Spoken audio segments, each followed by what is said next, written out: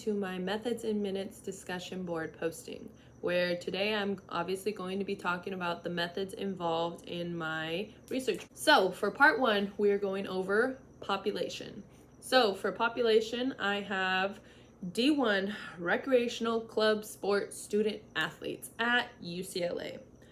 And the main difference between them and their regular student athletes is that there are no scholarships involved. These students are either part-time or full-time enrolled at UCLA, and they are enrolled into playing a club sport.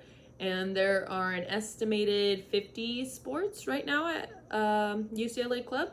So 19 of those sports are considered very low impact for concussions. 22 of those are considered moderate impact for concussions, and 8 of those are considered high impact for concussions. The next part that we will be going over is the procedure. So they come in reporting concussion-like symptoms, and the athletic trainer is going to go ahead and start an injury report. From there, they're starting basic SOAP notes. They're asking what happened, when did it happen.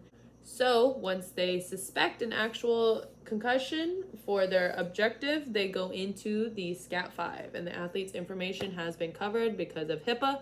So from SCAT-5, we go into everybody's favorite stuff, documenting every single part of this. So we go into the athlete background. With the athlete background, we're asking if they've had any concussions before, and if they did, how long ago it was. From there, we're going into the symptom evaluation, where basically we're asking them a list of symptoms that could happen with a concussion and having them rate it on a 0 to 6 pain scale, and asking them to rate it in that current state, not earlier or not how like they're going to feel later on.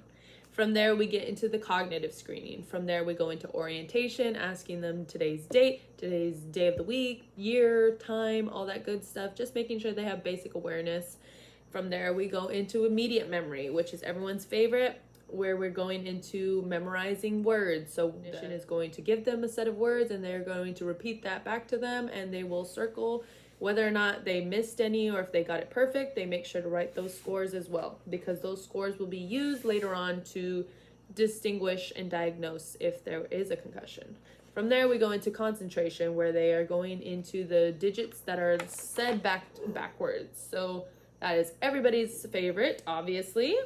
And then we get into neurological screening, where we're going into BEST testing the balance with the eyes closed, making sure that they do it with the feet together, with the non-dominant foot single leg stance, and then with the tandem stance. And then you score all of those, you mark how many errors they had, add them all up, and that'll also be used later on for the finished project. And at the end, we go back into delayed recall. So we go back and make sure and see if they can list any of those words that we had told them from the beginning. And if they can, we write down which ones, and then we number as well. From the end, there's nothing listed on this one. We go into the decision, where we write down all the numbers, and we basically come to the conclusion on whether or not we think that they have a concussion. If we do suspect a concussion, then we go back into our injury report. We write in our assessment, and we write basically whether or not it is a concussion or not, possibility of concussion. If there is a possibility of a concussion, then we put them into the return to play protocol. For the data collection for return to play protocol, we start once they have been asymptomatic for 24 hours. That is their day 1. Every single time they do an activity for an estimated 6 days before they fully return to play, each day they will be doing a symptom checklist to make sure that there is no increase in symptoms. If there was an increase, then we stay at that level that they were at. They do not get to progress, but they also do not regress.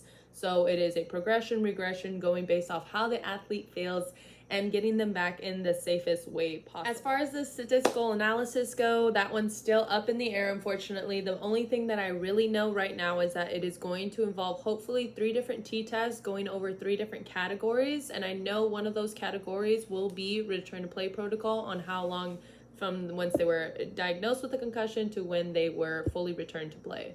I'm currently going over data from 2017 to 2023, trying to organize it so that way it's easier to look at instead of going through papers and papers of work.